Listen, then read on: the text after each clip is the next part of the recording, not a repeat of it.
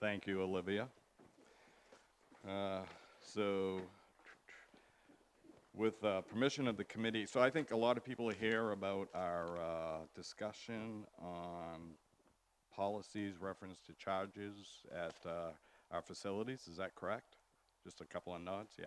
So we're going to, with the committee's permission, I'm going to move or I'm going to move agenda item number 6 to the top of the list, so that we can, if you folks are welcome to say afterwards, of course, but that typically doesn't happen when we have a large group. So we'll go directly to agenda item number 6. And give me 1 second.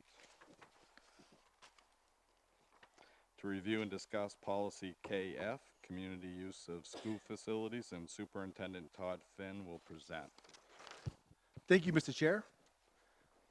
I think as many folks know, I grew up in Massachusetts, and I grew up in a town where we just love basketball. And we love basketball because we're really good at it, first of all. But secondly, our facility was always made available to us. We were poor kids, we were blue-collar kids, but we stayed out of trouble because we were always in that gym. I see a lot of that town right here in Lewiston. I see the passion in our kids. I see the product both in Auburn and in Lewiston coming through our YMCA. And so that being said, we do know that the community use of schools has become a talking point in several of our school communities. As it has been discovered that our district policy has not been consistently followed in past years, it may be useful to discuss the spirit and usefulness of the details in this policy. According to policy KF, organizations such as Boy Scouts, Girl Scouts, or quote-unquote other groups are exempt from paying a user fee. The quote-unquote other groups language leaves a lot of gray area to cover. This could include the YMCA, who provides instruction to our kids in a safe and warm environment. It could also include a pickup game of basketball organized by some employees of a local partner who's done so much for our community. As we progress through this policy, we see that principals are given the authority to determine a schedule for users of the gym, but that language could also be read to interpret that principals may determine the use of the gym. In my past experiences as a principal for the past 12 years, prior to becoming a superintendent, school committees and superintendents empowered me with the authority to determine the use of my assigned facility as long as there was proof of insurance and liability waivers were signed, and also any maintenance fees were accounted for. I would like the school committee to consider having a discussion, interpreting policy KF so that principals indeed have the authority to schedule nonprofit or community groups requesting the use of the facility and schedule when those facilities are used, as long as they remain in compliance with liability assurances and maintenance obligations. Finally, further, the usage fees are seen as prohibitive as they are currently structured. And this will require a change in policy and something we're not asking for tonight. I would suggest that the incoming school committee consider eliminating Schedule 4 from the fee classification in the future. This would allow for other nonprofit and other non-revenue generating groups to use our facilities responsibly and without having to pay an unreasonable fee. I have communicated to the public on several occasions that we are fortunate to have such a community-friendly school committee who seeks to serve the public and the community's best interests in mind. It's with that in mind that I'm requesting a review and close interpretation of policy KF. Essentially, the language in that policy KF that discusses certain other groups may have free use of facilities, included but not limited to.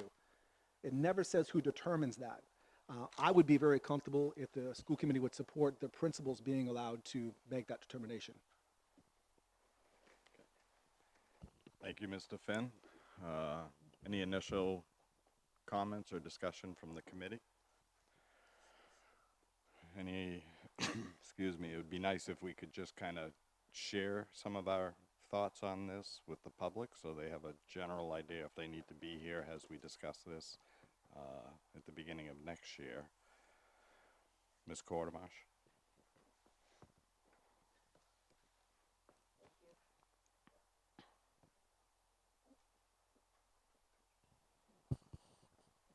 The schedule that you referred to, is that the table of the fees? Yes. So there's that column 4. Oh, just column 4. You could actually merge that with 5. Okay.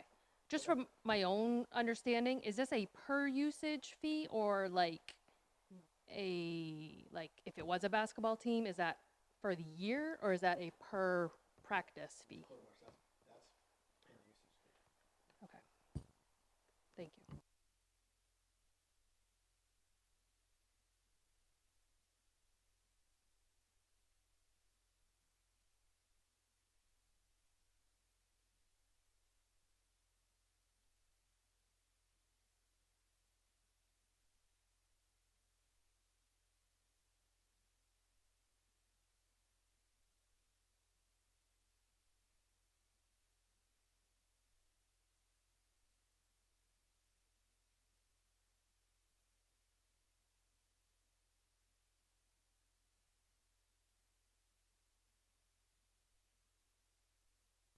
Ms. Roy? So I'm not opposed to the idea of principals having liberty to make decisions based on what they know is happening in the buildings, but I would also want there to be some sort of consistency across all so that there's no claim of favoritism or some weird stuff like that. So I would definitely want there to be like a baseline, and then based on availability, the principals would have some say in it. Mr. Jensen? Thank you, Mr. Chair. Also thinking of the facilities department, just making sure that we'd be able to maintain, clean, all that, touching base too. So kind of in line with Ms. Roy was saying, some kind of base standard, I suppose, but still giving a lot of leeway to principals is a good idea. Just want to keep in mind the facilities needs. Ms. Whitlow? Is this just the gymnasium facilities, or is this fields as well? What are we talking? Facilities. Now, we've been asked for the gyms in particular. We also do have a phenomenal auditorium at the middle school. There are some fields out there as well. The principals know the schedule for those facilities. Obviously, our teams get first dibs on that. But there's also some strength also in knowing that the principals understand when our custodians work, when they're there to clean. So let's say that we had a pickup game of basketball going on with our friends over at Geiger.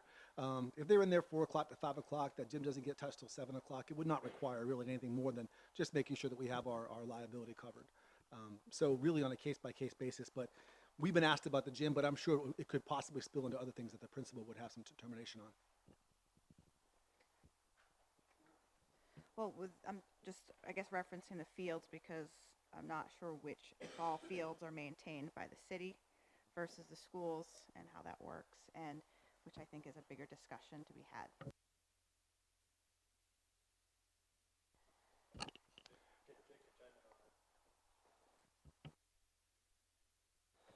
So speaking exclusively about the fields, that is a city property. We do work collaboratively with them, but this policy would be addressing school facilities and not the new football field, the new baseball field, or the track.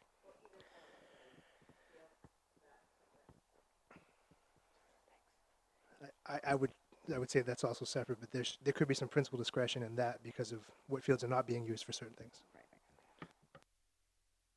Typically, those fields are operated and scheduled through the rec department, even at the elementary schools. So my own personal opinion is I think we just have to make sure that principals try to recognize when it's going to be a high use to the building and when it'll require a major setup for our staff. And so as this policy's developed next year, I think that consideration needs to come into play. But overall, I think the principals lead these buildings. They know the community members who are trying to use the buildings. They'll know the purpose. So I think they truly are right at the forefront in making decisions like that. So I can, Ms. Gish, did you want to say something? Yep. So I'll turn it over to staff, and then I just hope the public realizes at this point, someone recognized that we had this policy, a staff member. It's expected that they enforce our policies. So this is how this came to the forefront for the committee. So we appreciate everyone coming, but we immediately recognized that we had to kind of adapt our policy to current uses and community member use. So the community owns all of these schools. So, Ms. Gish.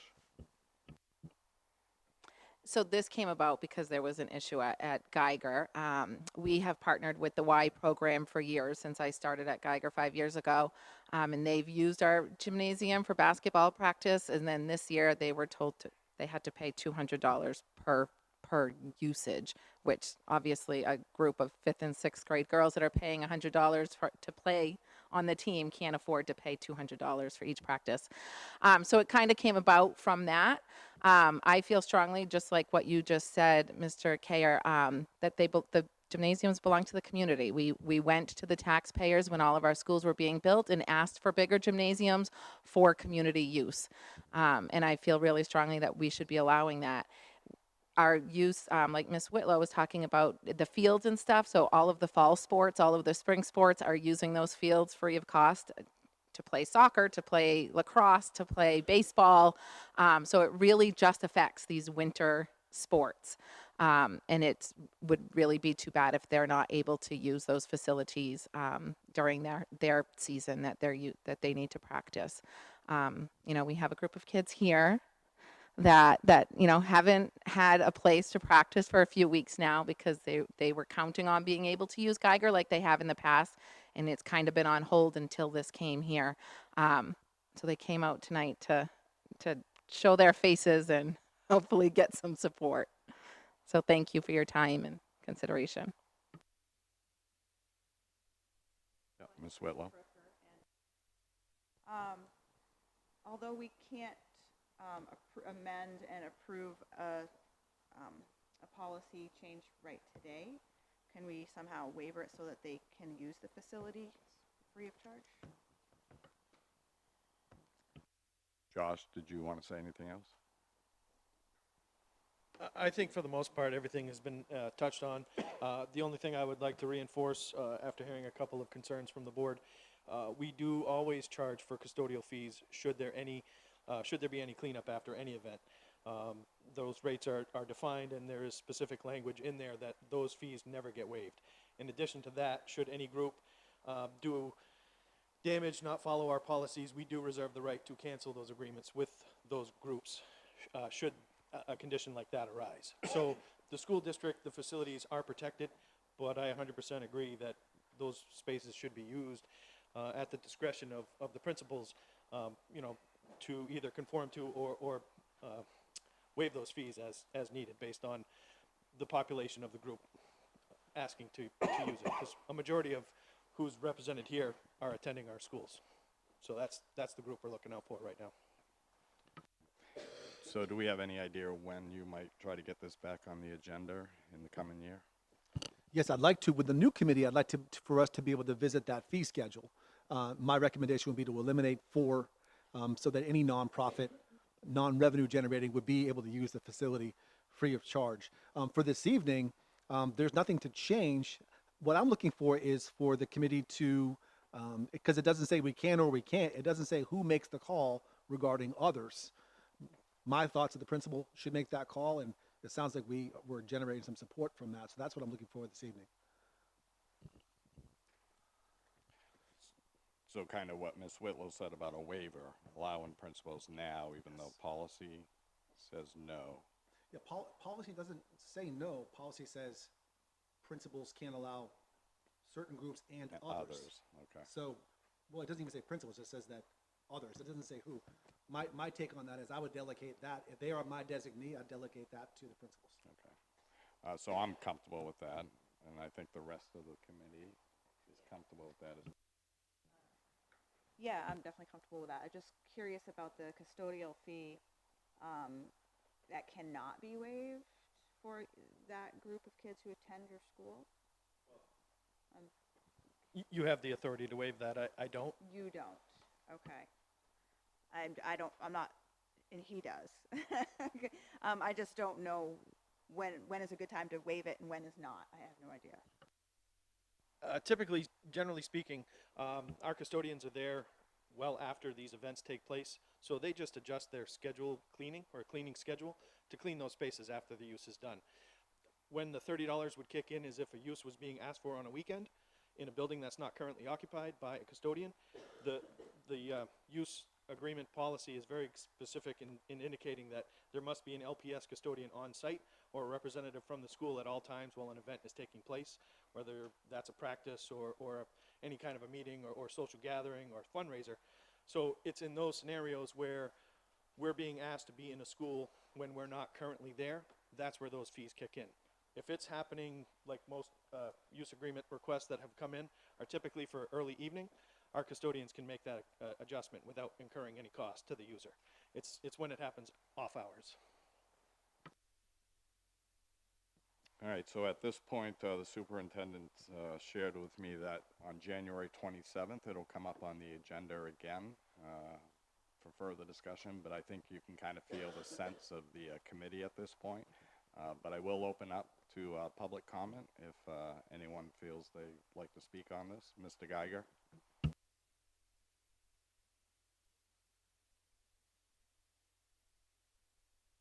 Pete Geiger from Lewiston. And for disclosure, I do have employees who have been playing basketball at Montello for a couple hours on Monday nights, so that's my disclosure. Also, I've had 10 years on the State Board of Education and not speaking for the State Board, but I've been on the construction committee for the State Board of Education for all the years I've been on the State Board, and I'm back on it now.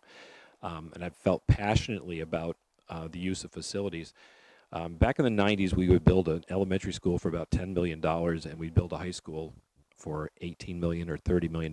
Now we're building elementary schools for $50 million, and we're spending $100 million or more on high schools. I have always felt that these are not school buildings. If I was building something and using it for literally 175 days and a limited amount of hours, I would think it'd be a poor investment. I've always thought that these are community buildings, and I want to get little old ladies in there playing cards, and I want to get anybody from the community, and this isn't just about children. I want to get the community in the buildings because, quite frankly, we're spending a ton of money building them. In each of your elementary schools, when the state builds an elementary school, you have a certain size gymnasium, and I think in each case we've gone to a full-size gymnasium for the sake of the community using it.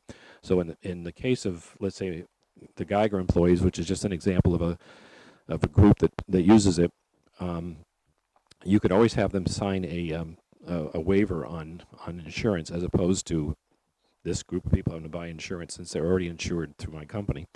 But I feel passionately about. If there's one thing the state does very well, is build buildings for schools.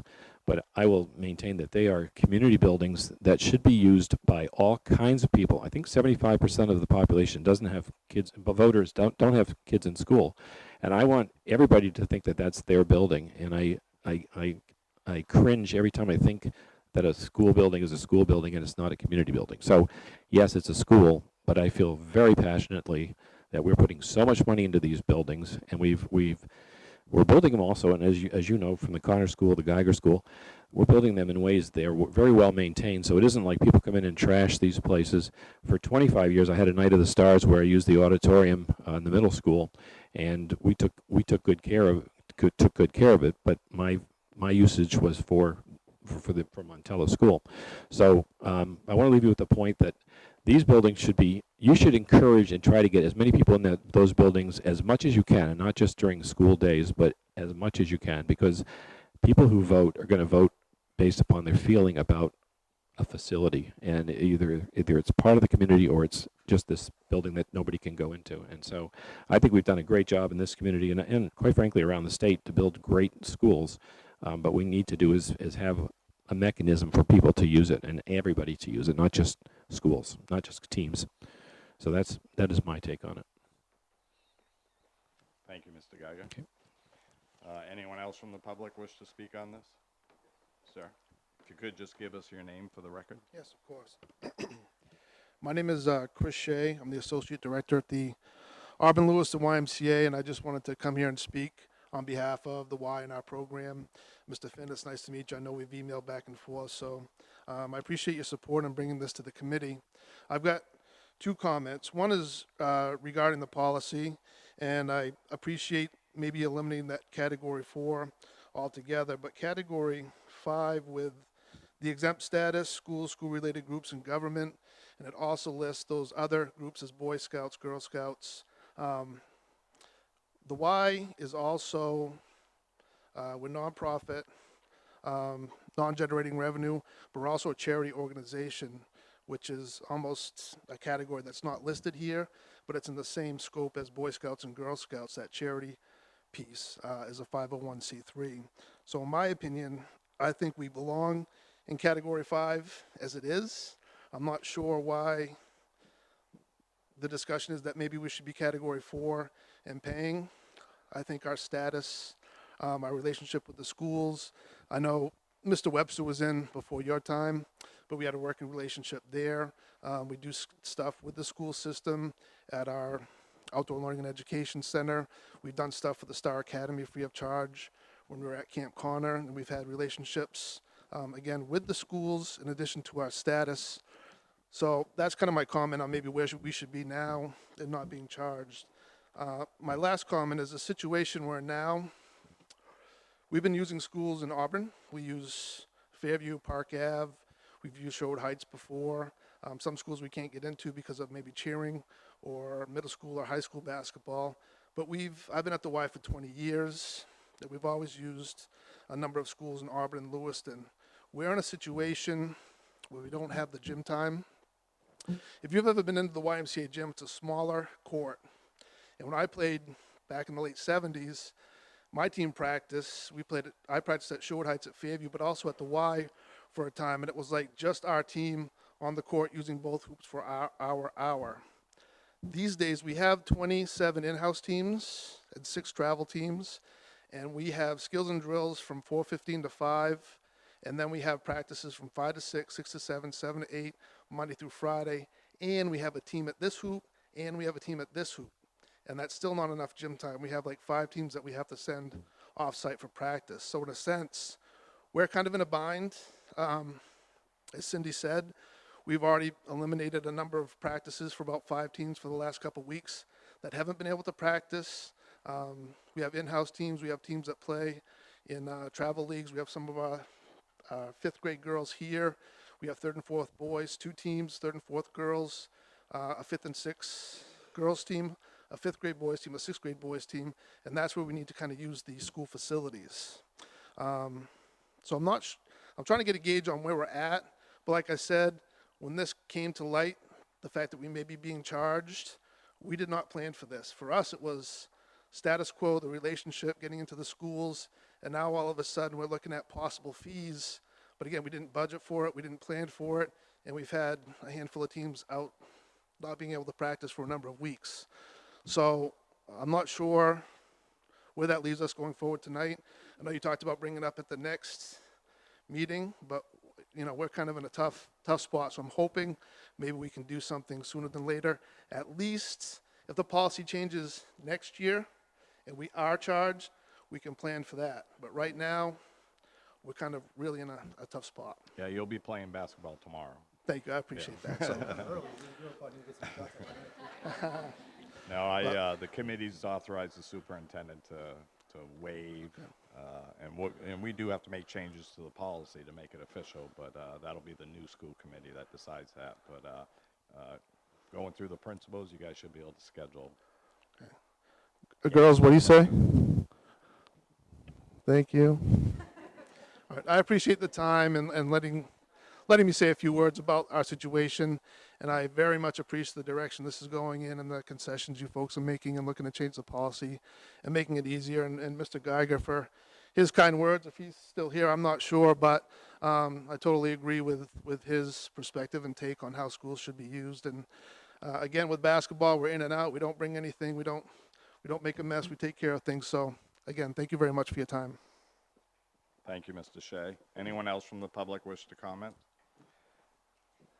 Can I, as a parent and as an employee, I know that our schools are used a ton, and I want to thank Superintendent Finn, Chief Operations Officer Bob B. Avery, and if you're still here, Facilities Director Josh Bro for their work on this. 3 weeks sounds like a long time, but that's a pretty quick turnaround to look at a policy and say, I don't think this is the right way to do business, and we want to open the gyms up for the kids, so thank you for that. Thank you. Sure. So if the Y or whomever can inform us when the over 48 basketball league starts, I'm game. All right, so we're going to be moving on to another agenda item. If folks want to stay, that's great, but if not, we'll take a minute recess for a minute just to allow folks time to. Okay. And we thank you all for coming tonight. That makes a difference.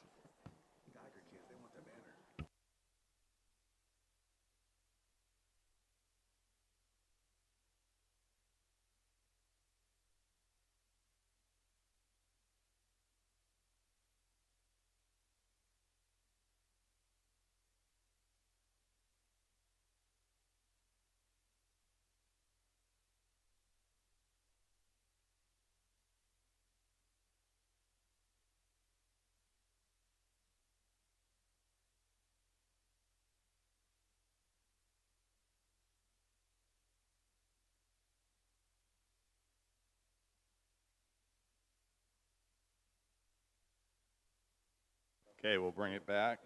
So we'll move on to agenda item number 2, announcement of the November 2019 School Attendance Award, and Superintendent Finn will present. Thank you, Mr. Chair. The attendance award will be presented to Geiger Elementary School. Geiger posted a 95.5% attendance rate for the month of November. This is the 3rd consecutive month that Geiger has received the award. Farwell posted a 94.4% attendance rate, which tied McMahon, who is right behind you, at 94.4. Both Montello and Connors were also in the 94% range. The middle school came in at 92, while the high school posted a 90.2% attendance rate. That's a whopping improvement over last year. So we'd like our Geiger family members, our kiddos, to come on up here, get their picture taken with the banner again, and hang it for another month.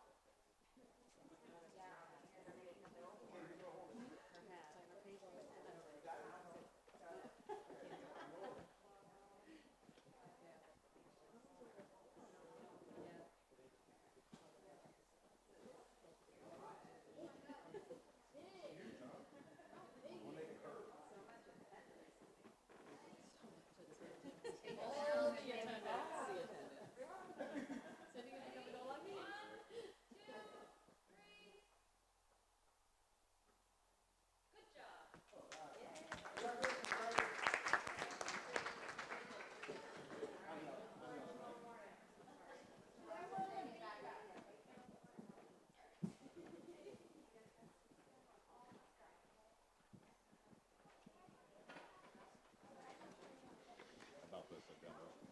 Yeah. Guys, whenever you're ready.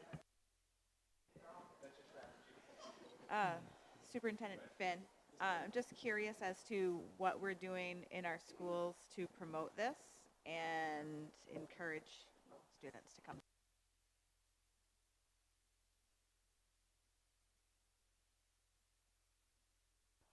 There's some discussion around collaborating with the schools who have the higher attendance rates. The gap is closing. We're about within a point now. So while Geiger hangs it again, discussion between principals on how they get kids to come to school. There's innovative ways. For example, if you've got a 90% attendance rate, we could just do a Friday dance at the end of the month. There could be lunch with the principal that we might do, or I mean, if you want to have lunch with me, you could, of course, as well. But ways to celebrate that our kids are coming to school, they're excited about going to school. It all comes back to instruction. And so it's interesting to hear the conversation around how are we doing that. Keep in mind that a year ago, we were reading articles in the paper about chronically absentee students, and our attendance rate was around 74%. And so we have 3 consecutive months now up over 90. It's very, very encouraging. It's a great question, though, but now we want to let the innovators, the leaders in the building, and the teachers in the building come up with ways to see if we can get up over that 95 district-wide. So the 70, what was the 70%? 74% of our students. Absent. No, last we year. had, it was 74% that came that were not chronically absent. Oh, I'm sorry. That were not chronically yes, absent. Right. Is that average of all the schools? All the schools. Now, have we averaged all of the schools? And is that the 90-something, or is that just the elementary schools? This that is we're- all of our schools. all- But I'll have on the 27th, because you'll be coming back to the school committee, we'll have a mid-year review of all of our data and then put it up against last year so we can see how we're doing. Any other questions or comments from the committee? The public? Thank you. We'll move to agenda item number 3 to receive a presentation by the 21st Century Program. 21st Century Jen Carter and students will present. Ms. Carter. All right. So I have a lot of families and staff who are here tonight to talk with you. One piece of feedback that I got from the board last year was that would be useful to hear directly from them rather than to hear from me, their perspective. I did tell them that it would be from 6:05 to 6:15, so I want to apologize. I didn't know about the change in the agenda. So I'm going to have families come up and talk to you first so they can leave with their small kids, and then I'll do my PowerPoint after that, if that's okay. So the first parent that you're going to hear from is Kara Moya, and she has 3 students that go to our 21st Century program at McMahon School.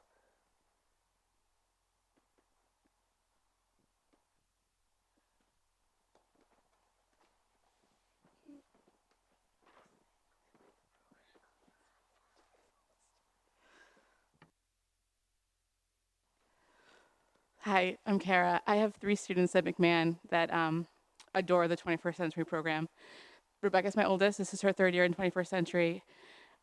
Joey's not here, but this is his 3rd year in 21st Century. And this is Veronica. It's her 1st year in 21st Century. She was nervous going into it. She thought it was going to be a long day. She's only in kindergarten. She absolutely adores the program. And leadership-wise, Rebecca and Joey both have grown leaps and bounds. Their CITs. Joey's a junior CIT. Rebecca was a junior CIT as well. And now she's a CIT. And again, they just adore the program and have lots of fun and look forward to it. Do we have 21st Century today? Why don't we have it today on Wednesdays? Because they want it to be every day of the week. So, thank you. Thank you.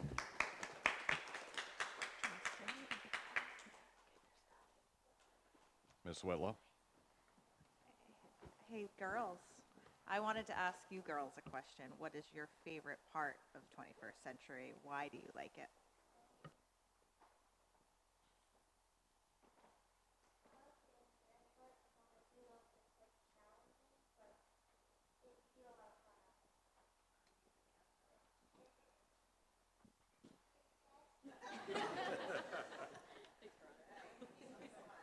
Perfect.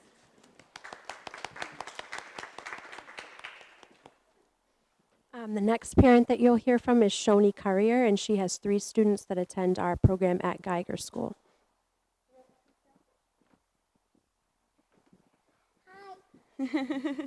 Hi, my name's Shoni. I know some of you, I'm the director of the Bates Dance Festival, and my 3 guys are in the 21st Century program at Geiger. Azure is 9, and he is in 3rd grade. Beowulf and Owl are both 6, and they're in 1st grade. So there. And I just wanted to talk about, we're new to this community as of 2 years ago. Beowulf has been doing 21st Century since this summer. He did summer camp, and the other 2 just joined about a month ago, or not even, maybe 2 weeks ago. They had to wait until there was room in the program to make sure there was enough space for them. Last month. Okay, hey guys, give me a sec, okay? So the program is really beneficial to them. 2 of my guys have ODD diagnoses, which is oppositional defiant disorder. One of them has an ADHD diagnosis. Participate in the group. They are handled really well by their teachers and guidance counselors. The difference between an after-school program like this as opposed to one at one of our awesome nonprofits where sometimes it's kind of like, okay, go play in the gym for 2 hours with a basketball, right? Which we know we love from previous discussions tonight. But also, sometimes they need a little more directed activity after school, right? They need somewhere to burn off some energy and to burn off their mental energy. And this is a space where they can really, really do that, and where they're working with their own teachers and guidance counselors, so they have a closer relationship with the people who are actually teaching them on a day-to-day basis and with their classmates. So we are really grateful to the program. We're grateful that it's free because, it's challenging to find care for 3 kids. I will say when you're a single parent, but also otherwise. And yes, and we really love the program. So thank you, Jen, for giving us the opportunity to talk about this.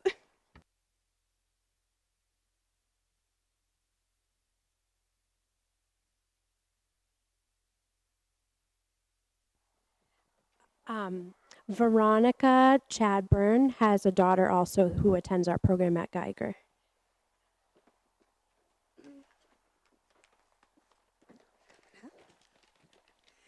Hi, my name is Veronica Chadburn. My daughter Madison has been a participant of the 21st Century for about 3 years, right? I can't say enough nice things about the program. It's phenomenal. Not only is it convenient for our family, she loves going. I feel as though her eyes have been opened by the program in so many ways. One of her favorite activities here so far is science. So much so every Christmas and birthday, she's always asking for science stuff, and she just loves it. Let's see, Maddie is somewhat shy at times. I feel like the 21st Century has helped kind of with her overcoming some of the shyness. The groups of kids that they work with daily is relatively small, so she kind of feels that she can open up a little and speak and not be so nervous about it. Let's see, another benefit of the 21st Century program for us is that the kids in her age group are able to play with each other. They have the opportunity to go outside or play in the gym just to be active. This is helpful not only to promote more physical activity, but to also learn to play with others and experience new things. See, another reason why we have chosen this after-school program for Maddie is the fact that she never leaves the school once the school day is over. I don't have to worry about her going to another location. I know she's safe there. The teachers at the 21st Century are great. They're really careful with all the kids. They're respectful. They're courteous to both the kids and the parents. Also, personally, we have chosen to pick Maddie up every day from the program, but there is a bus service offered for parents that can't come and get them, so that's a huge benefit. I just want to thank you guys and Jen Carter and her amazing staff for all the help in having the 21st Century at Geiger.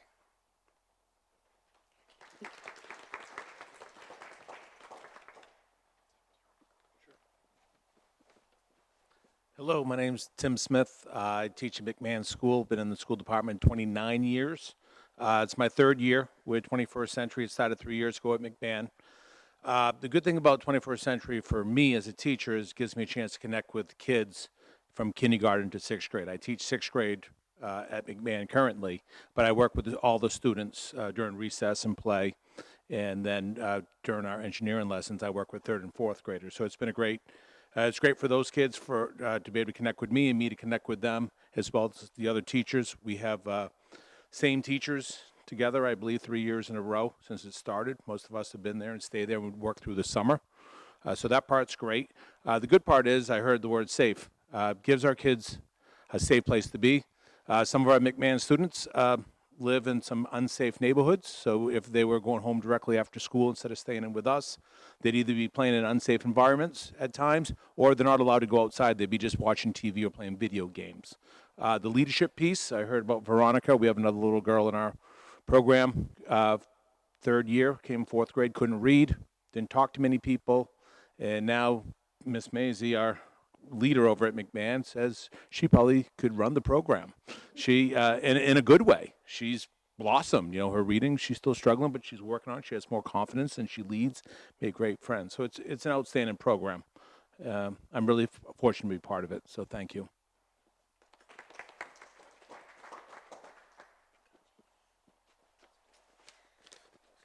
Is it still on? Okay.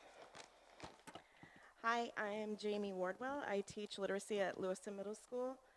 I worked with the administrators at LMS 11 years ago in launching the 21st Century program there and have worked both summers and after school since then. Jen will go into more about what the program offers, but I think that one of the amazing things about our program and where it really shines is building relationships and helping students to broaden their social skills. Many of our students struggle socially during the day. After school, our program offers them a place where they meet others who are similar. Students feel a great sense of belonging and make friends in which they look forward to seeing each afternoon. Students are also able to build bonds with teachers they otherwise may never get to know during the day. It's different having students after school than during the day. They see us more in a more relaxed atmosphere, having fun, and vice versa. The program is able to meet the diverse needs of our students, whether that be for academics or socially. I want to leave you with a story of one of my current students that I have during the day and after school.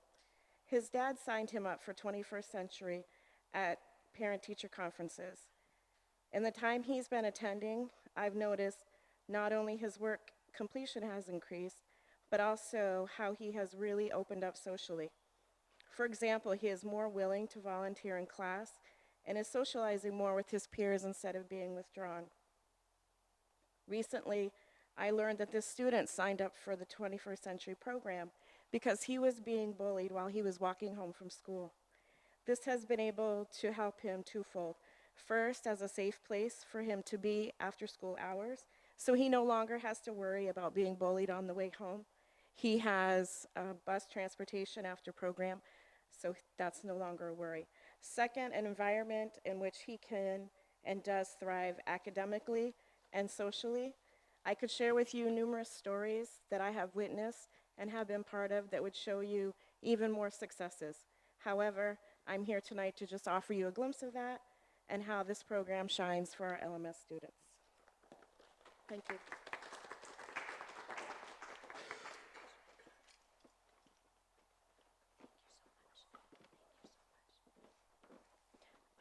Thank you. I was going to do an overview first, but I'm going to do my overview now. And I feel like the first thing that I always say when I present to the school committee is, wow, I'm nervous. So please forgive me for that. I'm just a more shy person. But I was excited to have families and staff come here tonight to talk to you a little bit about their experiences in the program, because I think the board has had a lot of opportunities to hear from me, and it's my job to advocate for the program. I love this job. I love our kids. I love our families. And I would invite each of you to come see a 21st Century program. Send me an email, give me a day and the school you want to visit, and I'll meet you there and do a tour. Mark came over the summer and saw the summer program, and that was really neat to get to bring you around. So I'm just going to do a quick overview, and I actually brought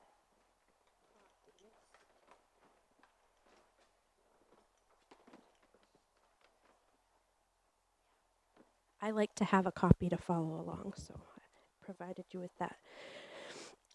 So this is a picture of our current funding from the 21st Century grants. 21st Century is a federal grant that comes to the states, and then we apply for the money through the Maine DOE for the chunk that is given to Maine. Right now there are 27 communities in Maine that have 21st Century grant programs, and Lewiston is one of those. We currently have 3 grants. A grant that funds the middle and high school, a grant that funds Connors, and a grant that funds McMahon and Geiger. And in your packet on the second page, I wasn't able to put this into the PowerPoint because it just had too many words in it. But there's a timeline of, which schools are funded by which grants, the amount of the grant, and then the time that the grant ends. So you can see that.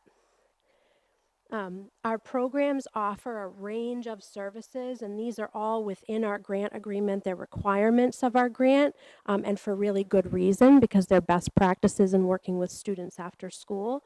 We offer social, emotional, and habits of work skill development. So every day at every program, the kids always start with circle, or rather at our elementary programs, they eat snack, go out for recess, and then do circle. But the purpose of that circle is to build community in the program, for kids to develop social emotional skills, and for them to work on habits of work related to their school day academics, but also just like, what does it mean to persevere through a difficult problem, or what does it mean to have confidence in yourself? What does it really mean to be respectful? We say that word to kids a lot, so we try to give some extra time in learning about what do those things mean. We offer academic enrichment in literacy and also in STEM, science, technology, engineering, and math. Leadership development for our students.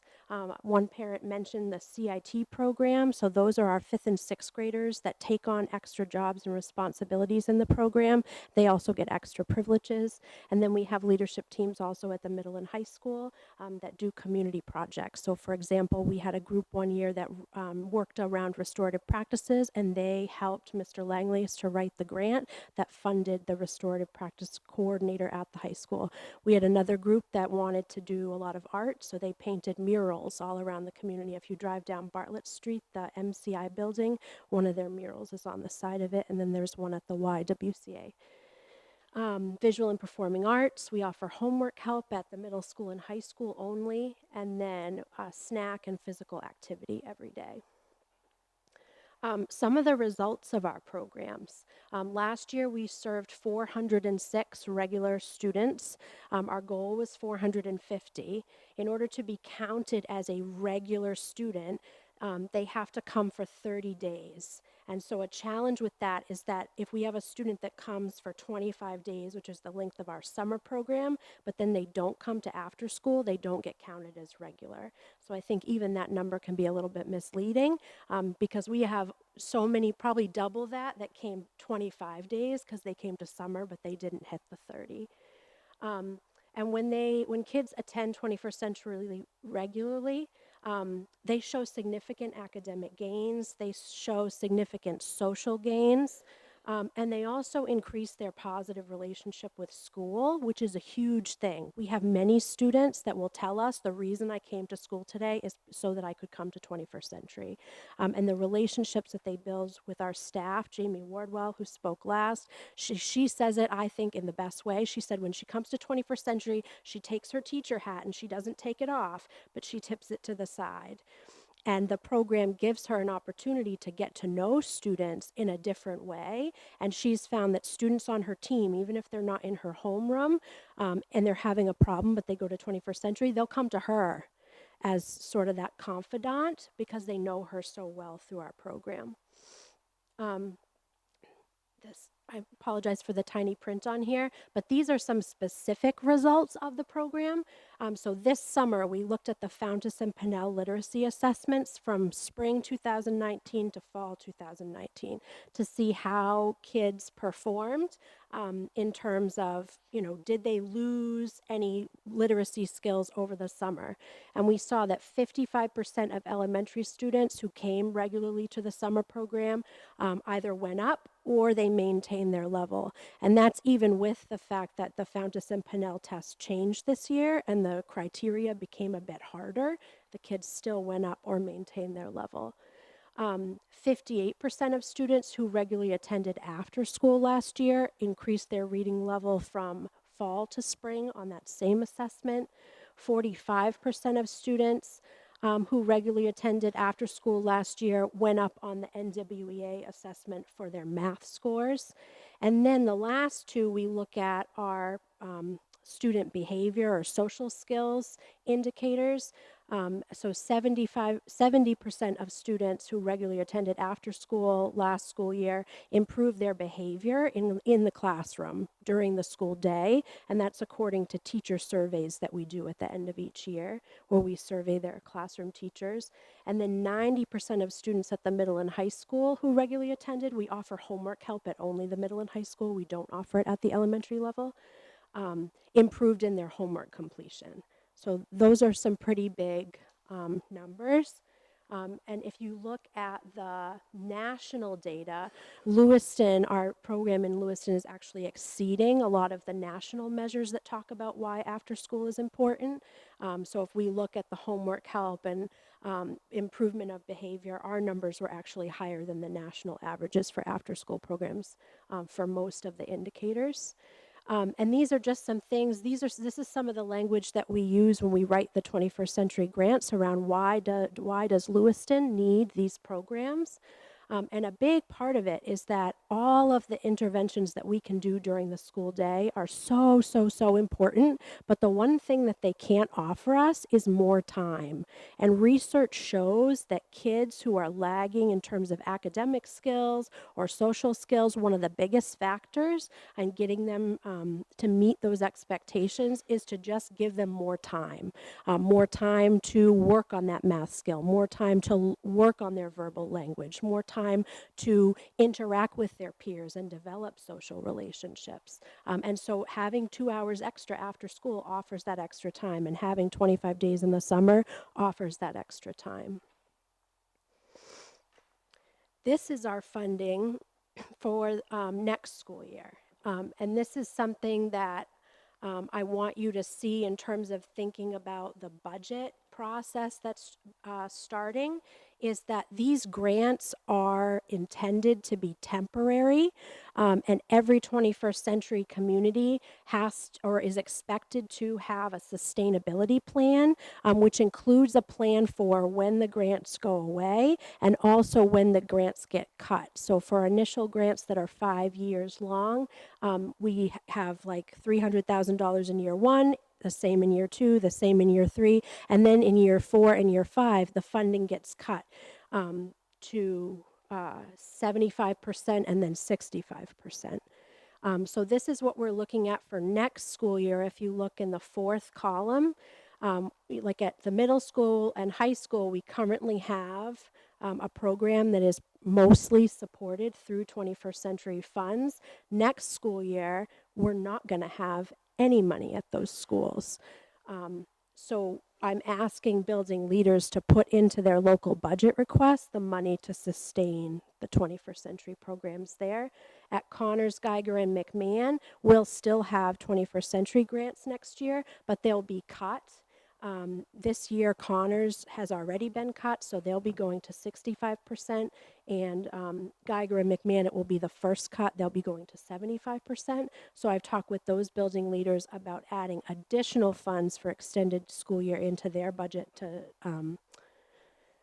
to support that less support from 21st century.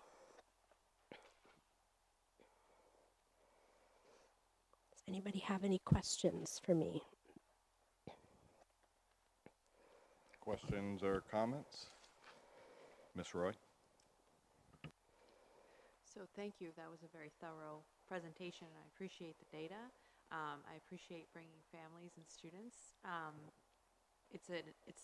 never hear anything bad about this program. I hear people constantly advocating for it. So thank you for the good work you're doing.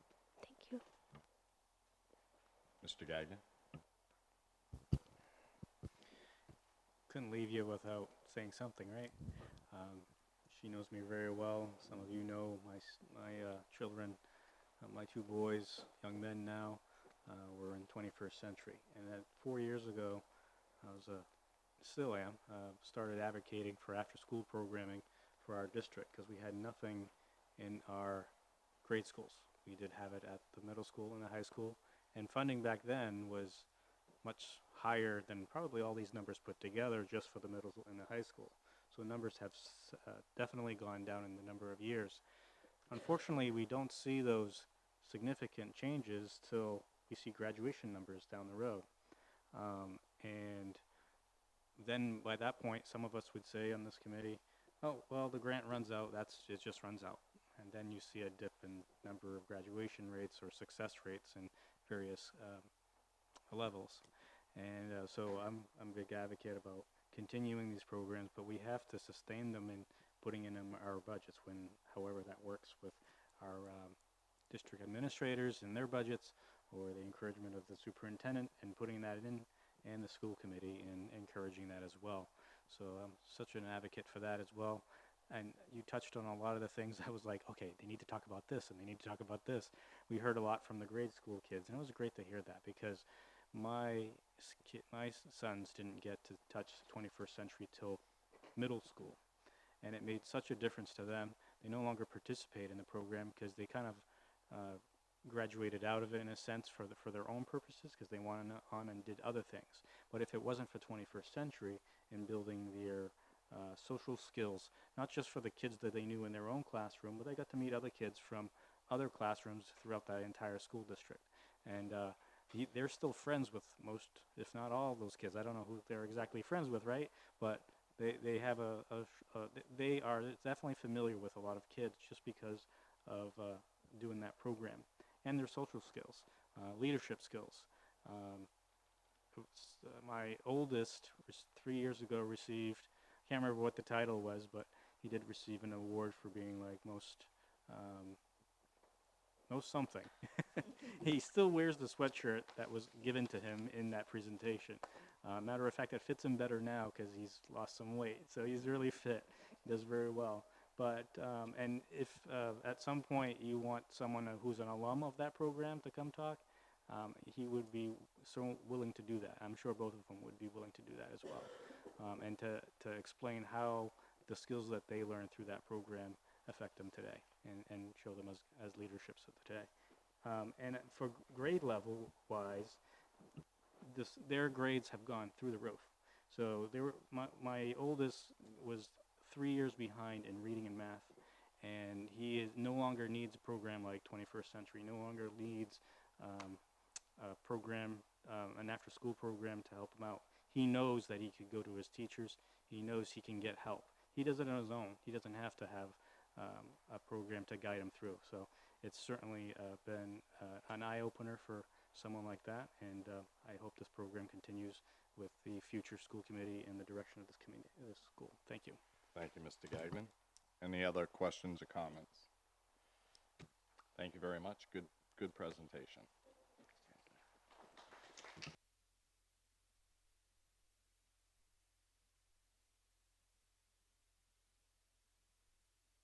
Okay, agenda item number 4 is recognition of school committee members not returning or possibly not returning in 2020. Yeah, I saw one in here that I'm not convinced won't be returning, but so I'm going to use the time that I would have used for my chair comments. So as many of you know, I was asked by a mayor to fill in as the Ward 6 representative when no one ran for Ward 6. And I have to tell you, I debated whether I was going to do that, but I'm so glad that I did. I've really developed some close friendships on this committee, and I got to tell you, I found every single one of you just a pleasure to work with, and you made me a better school committee member, and I want to thank you for that. So I just wanted to share that because it really meant a lot to me working with each and every one of you. So I'll turn this over to Superintendent Finn. So I prepared a couple of words. Thank you, Mr. Chair, for our outgoing committee members. I will not even begin to describe the feeling of joy and pride that I felt in my heart to be able to say that this was my first school committee that I was privileged to work with as a new superintendent. From the onset of your search, I was shocked each time my phone rang. From riding around town with Monique and Tanya, to presenting my vision as a candidate, to meeting with every one of you individually, to working closely with you for the past 6 months, the experience has been life-changing for me. For Tanya, Monique, and Megan, I look forward to the next 2 years working with you. You are amazing leaders, and I'm humbled to be on your team. For everyone else, I'd like to share a few words of thanks individually. Tom's not here tonight, but Tom deserves a couple words himself. Tom's steady-handed, his guiding voice of reason, stayed with me in some of my worst moments and helped drive me to through some of my best. He's a mentor, he's a great man, and he knows his public school system better than anyone that I've ever met. I want to thank Tom. For Luke, when I interviewed for this position, I felt like I was speaking directly to you as a brilliant young man, whether it be during Skype or in person. And each time that I advanced, I felt like I was talking to you. You had been through the school system, and it wasn't too long ago. And I wanted to make sure that we were going to be a good fit, and we were. Luke's been firm and fair and inquisitive. He's been a champion for fiscal responsibility, but also a champion for all staff and students. His perspective has been greatly valued and has helped to shape my platform as an instructionally focused superintendent. So Luke, I want to thank you. Francis has been the voice of the parent. His perspective lets me know what the parents are feeling and experiencing and wondering and asking. And that can often be a hard truth for a superintendent sometimes. And Francis is not afraid to deliver that truth. But he's right. Francis is right. His work on the building expansion was his moment to shine. And soon when that building opens up, that's a legacy that Francis had a big part of, along with Luke and everyone else on that committee. I'm quite proud to have been able to be a small part in that legacy. Thank you, Francis. Renee, this is an absolutely amazing woman. She keeps it real. She plays her cards close to the vest, and you have to earn her trust. But when you do, you feel like $1,000,000. Renee, you're brilliant, you're absolutely hilarious, you're encouraging, and a direct link to the community.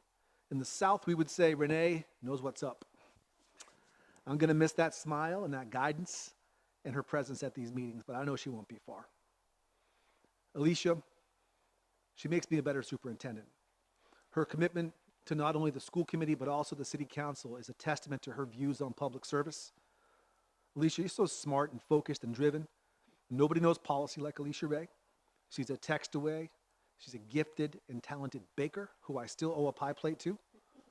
She knows how to get things done, and I've grown to admire and respect Alicia, and I hope to be able to work with her again if the circumstances permit. And finally, Mark. I remember the voice on the phone last February when the school committee chair called me and offered me this position. Danny will tell you that when I hung up, I just broke down. I'm a pretty tough guy. I've been through a lot, but this man's phone call humbled me to the core. I grew to respect this man for his honesty, his commitment to public service, his huge heart, and his vision and direction. A rookie superintendent is like breaking in a horse sometimes. Mark's done wonders to lift my confidence, to encourage me to be better every day, and model for me what a leader should be with every interaction I've had with him. I look forward to working with Mayor-elect Kerr as we bring new vision, life, and hope, economic development, and spirit to Lewiston. I believe in him. I'll miss riding shotgun with him at the helm, but I know we'll have leadership right here who will step up and make this their town. So in closing, this will always be my first school committee. This will be the group of folks who said to me that we believe in you and we're willing to give you a chance. This committee has supported my vision for improved instruction, morale, community connections, and leadership in this district. Every day that I go to work, I want this committee to feel proud that they hired the right person. I'm forever grateful to this team of public servants, and I want to take the time to thank you for bringing me along over the past 6 months. I do not think any of you can possibly know what your confidence has done for me and my family. I will miss this group dearly, and I am proud to have been able to work with you as a superintendent.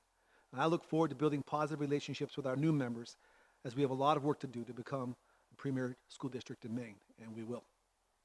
That being said, we've got some plaques that we would like you to bring home, and you can use it as a cutting board if you want to, or you can hang it up. But this is for Alicia Ray. If you can pass that down to Alicia. Francis. He wants it, he said keep it, here you go. Francis, okay. Luke. Renee. We'll put Tom's aside. And Chairman Kerr. Thank you, sir. Thank you so much. Appreciate it.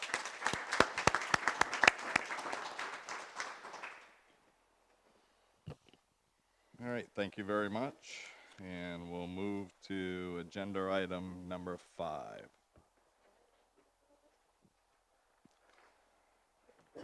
Consent agenda, are there any items that members want to remove from the consent agenda? If not, the consent agenda will be adopted. Agenda item number 7 is public input. Is there anyone from the public that would like to make comments? Mr. Damon? If you could, right up to the podium and, yeah.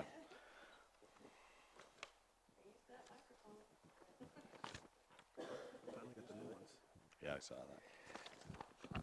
Good evening. I wanted to just make a very quick statement and a thank you to not only the school committee, but the current city council, as well as everybody that supported us in the committee in the move to get the expansion of the high school to the voters, approved, and moving forward. There are quite a number of us in the room that worked on it. They deserve just a huge thank you from all of us for making that happen. I think that if we hadn't gotten the push this time, that we might never see this as addition, but there's so much enthusiasm, so much movement on this, that the voters gave us such an overwhelming vote of confidence to move this forward. I look forward to, I am the incoming Ward 1 school committee member. I'm proud of that. I intend to work with the superintendent and everybody else that's here. Ron is here as well. He's incoming from 6. And, you know, we had a big job ahead of us, but it's going to be exciting to get there. And I can't thank this committee enough for working with us and making us be able to bring this to completion. I'm really looking forward to the next 2 years. Thank you. Thank you, Mr. Damon. Anyone else from the public wish to address the committee? All right, thank you. Moving on to agenda item number 8 is the report from our student representative. Good evening, everyone. So this past weekend, the LHS mock trial team competed in Portland. Also, this weekend, boys varsity basketball picked up a 64-54 win to open the season up over Chevers. This week, the Aspirations Lab is welcoming 9 colleges to meet with 12th grade students for on-the-spot interviews and decisions, which occurred today and will happen tomorrow and Wednesday. And lastly, as a part of their community service, the National Honor Society provided all DA students with a cornucopia of inclusion to represent unity and togetherness during the holiday season. Thank you. All right, thank you very much. And we'll move, any questions or comments for the student representative? All right, agenda item number 9, to receive and approve a field trip request by the class of 2020 to travel to Canobie Lake Park and Canopy. Okay. Thank you. Principal Langlis will present. I'll just kick it off. With last year's students planned for and attended their senior celebration at Six Flags. Given the nature of this trip, from both the travel and also the water aspects, wanted to appropriately bring it to all of you to make sure you're fully informed and seek your approval. And I believe with the class advisors, Mr. Walker, Ms. Thompson, and Fazla have something that they'd like to share.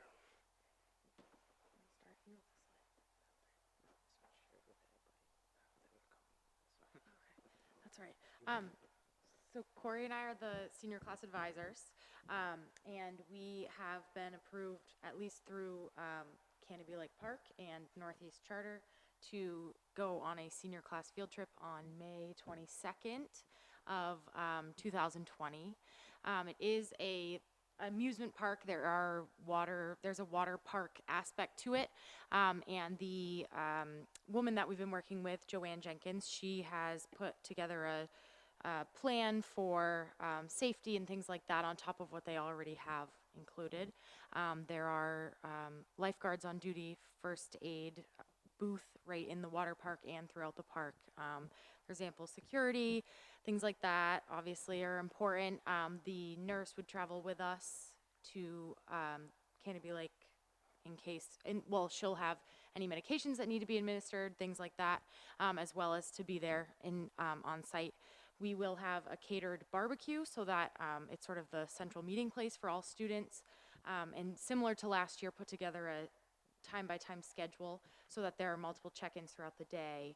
Our goal is about 150 students, 15 chaperones, sorry, all traveling on a bus together. We'd leave that morning and return that day. So I don't know, I think that's, you want to add? Yeah, regarding safety, parents who do sign off on the permission slips, they do consent to their child and their student going to these parks. And you can specify if you want them to participate in water-related activities or not. And in total, there are about 4 water-related activities throughout the park. The parents are also supposed to sign off on whether their child is able to swim and things like that. So that's important as well. So do you want to add to that?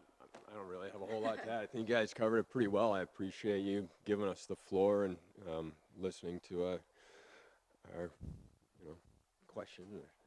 And the seniors last year had a successful trip. From what we know, we didn't attend, but Fazla is in contact with a lot of the former seniors too, and got a lot of ideas from what they kind of came up with. So we're hoping we can also have a successful trip for the seniors and to finish off their high school. So yeah. Okay, thank you. Anything else, Mr. Langlis? All right, any questions or comments from the committee? Ms. Roy? I'm sorry, Fazla. I can't sway from what I said last year. This is my son's senior class trip, so it's not a popular position, but these trips to me are a huge liability to the school, and it's a massive amount of money. It's a massive endeavor for the students, 150 kids. That's a lot of kids to keep track of. But anyway, I'm sure that the rest of the committee will be on board and you'll be going and having fun. These kinds of trips to me that have no educational purpose, I just can't be in favor of. Thank you, Ms. Roy. Any other questions or comments from the committee? Mr. Jensen? Mr. Chair, before I make a motion, I just want to at least acknowledge Ms. Roy's concerns, and I do understand the liability aspect. I do, and educational. I mean, it's a senior. I get that, but I didn't want to just brush over it entirely. With that being said, I move to approve the field trip request. Motion by Mr. Jensen. Do I have a second? Seconded by Mr. Gagnon. I think every student's going to come back from that trip a bit smarter myself, so. See?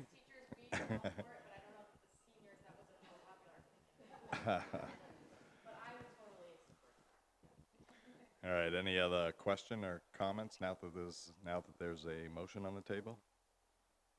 If not, all in favor? Opposed? Ms. Ray and Ms. Roy. Thank you.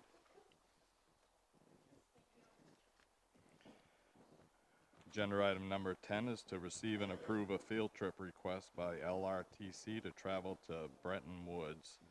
I have Chef Dan Karen and no? Sorry to disappoint. This is about the only time that I feel comfortable standing and talking about culinary and stepping in for Chef Karen. Everything else is going to be a bitter disappointment. But he had an event this evening, and he asked me to step in his place to talk about a really exciting opportunity that he and his students, as well as our hospitality program at LRTC, have to visit the Bretton Woods Culinary Academy, which is sort of a new partnership with the Mount Washington Resort and White Mountains Community College. This will be taking place on January 15th. They'll leave just before 7 in the morning and be back by about 3:30. It will be for roughly 20 culinary students, about 11 hospitality students, and then 4 instructors, plus at least 1 guidance counselor. And the unique thing about Bretton Woods is that it not only is, a culinary school like Culinary Institute of America or some of the others that our students attend. But because it's co-located with the Washington Mountain Resort, it allows students the opportunity to intern right there at the resort. We currently have 2 students, LRTC graduates, that work and go to school there and have had a wonderful experience. It's very affordable when it's compared to some of the other culinary institutes. So we're excited about this opportunity. We have a grant to pay for the bus there and back.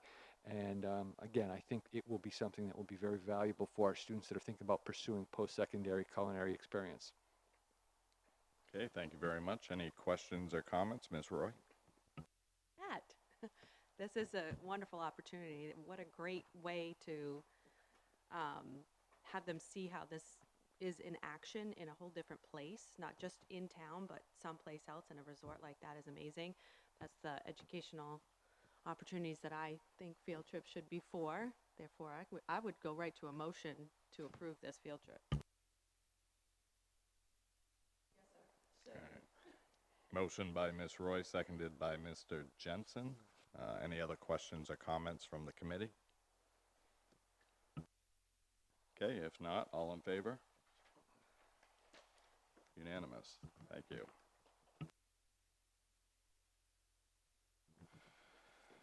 Okay, agenda item number 11 is to receive and approve the addition of a nursing position at Lewiston Public Schools. Superintendent Finn will present.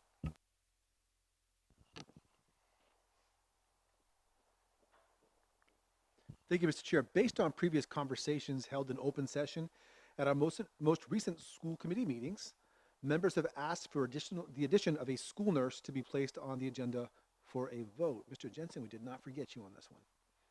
The district currently employs one less school nurse than it has in previous years. And while our student population continues to rise, our increasing nursing visit data reflects the need for this additional position. We have studied this data since the beginning of school, and here we are in December. We do know that this nurse, if approved by the school committee, would float between schools on a regular scheduled basis, thus providing for additional assistance for our own current school nurses. And further, the additional nurse would automatically substitute for any nurse who is absent from school. And does the superintendent have a recommendation on that? My recommendation would be to approve the addition of a school nurse for the district. All right, we'll open it up to the committee. Questions or comments? Mr. Jensen? Thank you, Mr. Chair. I've spoken a lot about this, so I'll keep my comments brief tonight. Just very supportive of it. We've heard a lot of the needs of the schools, how issues of if a nurse can't get in for a day, some students are asked to even stay home.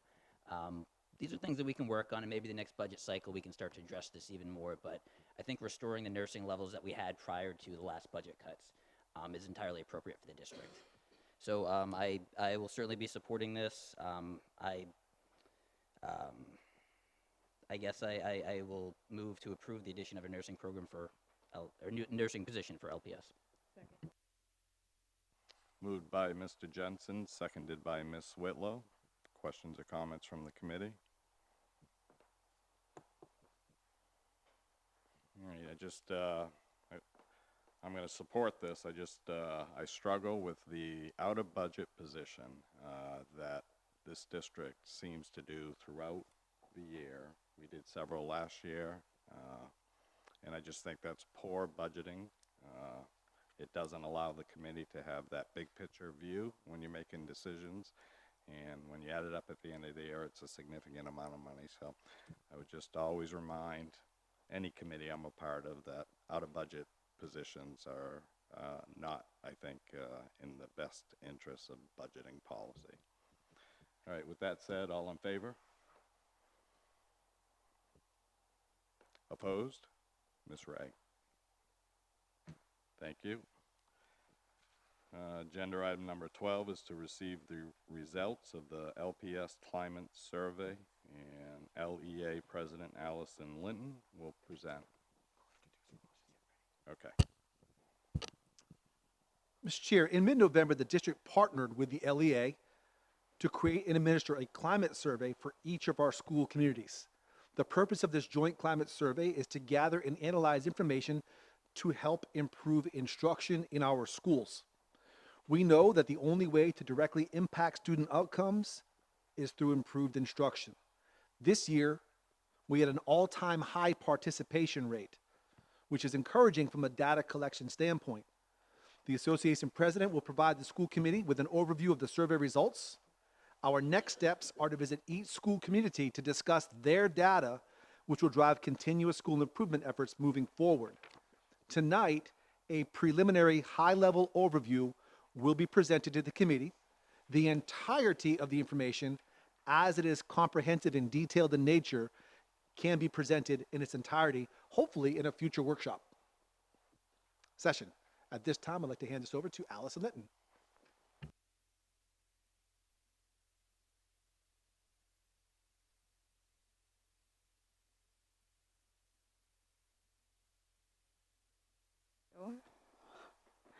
All right, so a few extra copies if anyone wanted to grab them. It's also going to be projected. So as Superintendent Finn spoke about, we had a joint collaboration on a early climate survey. Typically, we wait until the spring or so, and we felt it was best to have the information before we get through half of the year. So the survey was a collaboration between a few folks at the district level and myself, as well as our executive board. We came up with the questions as a collaboration. I'm going to say collaboration a lot, but as a collaborative effort, and then agreed on those questions.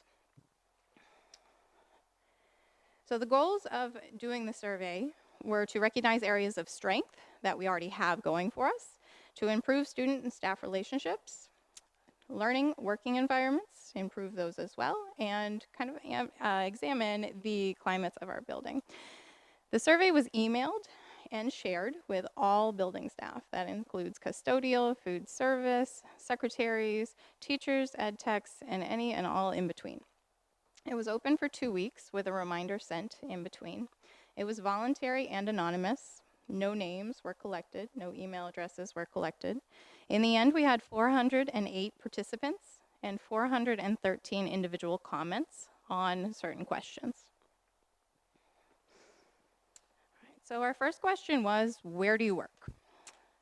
56% of staff at Connors completed the survey, 49% at LMS, 40 at LHS, 39 at Montello, 37 at Farwell, 33 at McMahon, 25 at Longley High School, 24 at LRTC, and 22% of the staff at Geiger.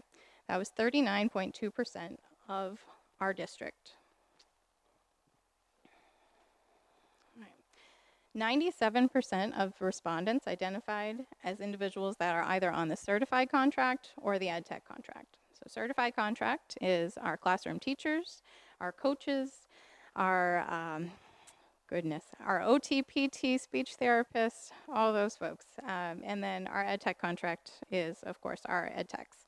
The other 3% were made up of kitchen workers, custodial, secretaries, and a variety of others.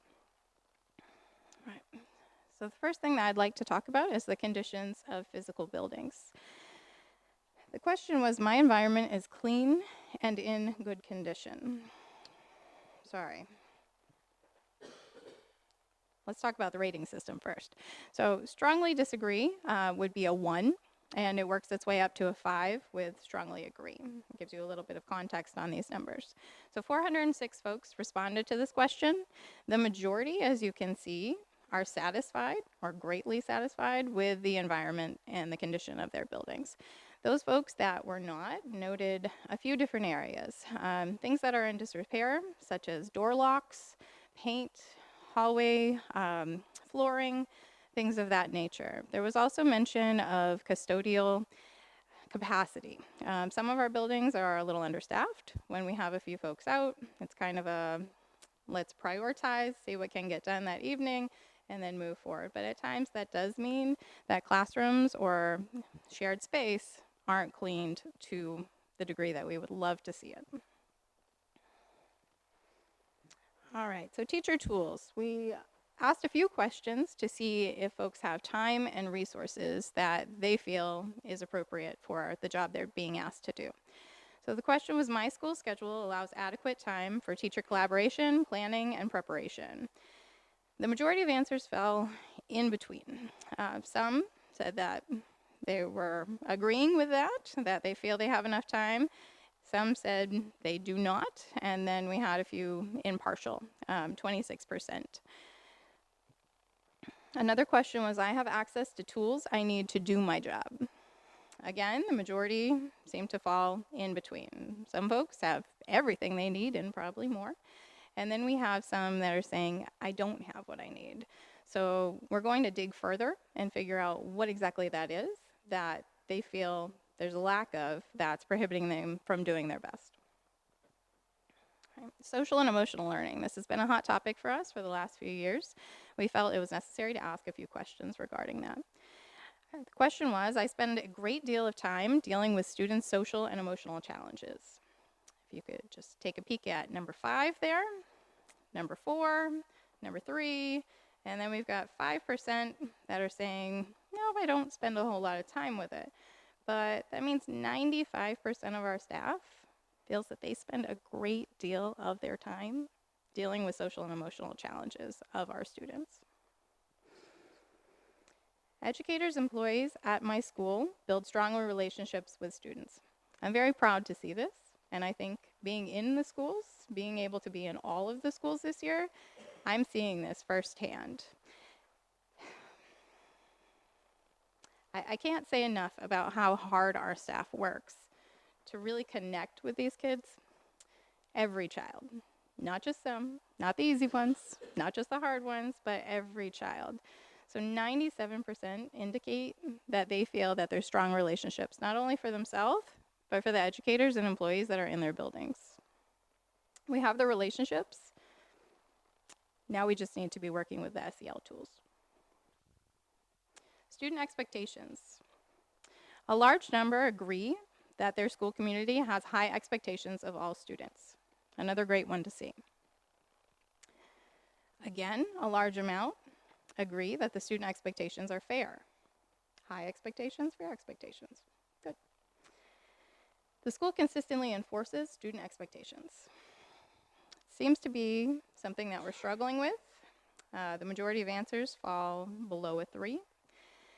So again, capacity, time, tools, these could all be reasons. Discipline. The question was, I spend too much of my academic time on disciplining students. Discipline is an area of concern. Staff and student safety. I feel safe within my school. I was glad to see the majority of folks really do feel safe within their schools. But then analyzing it a little bit further, I'm seeing we have quite a few folks 3 or below that aren't feeling safe. Within the 99 comments on this question, there was a lot of information, and I look forward to sharing more of that information when we have a little bit more time, and also speaking with administrators directly about information that's been coming from their buildings. The follow-up question to that was, students are safe at my school. The majority agree, but again, there are concerns. A lot of those concerns are coming from folks that are dealing with students that are dysregulated, students that are on behavior plans that might not be working very well for them at this time, students with great needs. Parent and family involvement. The question was, parents are actively involved with the school. As a parent of 2 Lewiston children myself, this was kind of disheartening to see. Our employees don't feel that parents are actively involved in the school, and that's of no fault of their own, but there's something that's not connecting. Parents know what's going on in the school. Again, the numbers don't look great. Communication has been an issue for our district for many, many years. A lot of comments say that they've seen improvements this year. That's great to hear, but we need to keep moving on that. We need to think about, how are we utilizing our language services? Are we really reaching every family, right? Not just putting a number on the bottom of a letter saying, if you'd like to hear this in your language, please call. We need to think about what we can do to reach out, where we can meet families. Maybe it's not always in the school buildings, but there's a lot of things that we really need to be exploring to get these numbers to shift. This was the happiest part of the survey for me. I called it Blue Pride. I look forward to coming to work every day. With all the information you saw here tonight, and there is more that will be shared with you at a later date, folks love coming to work. The kids are our purpose. Lewiston is a passion. If you look at our numbers, 87% agree that they look forward to coming to work every day. That doesn't just say on Fridays, right? It says every day, even on the hard ones. Our last question was, I am proud to tell others that I work at this school. Again, our numbers are great. We have pride in Lewiston. We have a passion for Lewiston. We need to make sure that everyone has what they need. Students, families, staff, to have a successful educational environment for each and every student. Right. So again, we'll have more information to share with you at a later date. I welcome questions. I'll answer what I can. Our survey did just end last week on Wednesday, so I'm still examining the 413 comments. I've read them all 3 times already, but there's much more to do. Thank you. Thank you, Allison. Any questions or comments from the committee? Ms. Parks. I don't know if there's already another plan in place, but personally, I would love to see more information on this and this presentation again at our retreat with the new board members. I think that would be great if that's a possibility. Absolutely. I'm absolutely willing to do that. I spoke with Superintendent Finn and Ms. Avery today, and we spoke about, maybe planning a workshop. And I'm so glad to see some of our incoming members here too, to hear that information. Any other questions or comments from the committee? All right, thank you. All right, and just a point of personal privilege, I know this is a lot of your last times here, and I saw a few tears from the hallway, but it really has been an honor to work with you all, so thank you. Thank you, Allison. All right, agenda item number 13, to receive and approve the appointment of Ronell Parody at the Lewiston Public Schools, has the Lewiston Public School representative to the LAPHC, which is the Lewiston Area Public Health Committee. Do I have a motion? So moved. Moved by Mr. Jensen, seconded by Ms. Parks. Any comments or questions from the committee? Ms. Whitlow? I don't know if I missed something in the packet. Was there something about,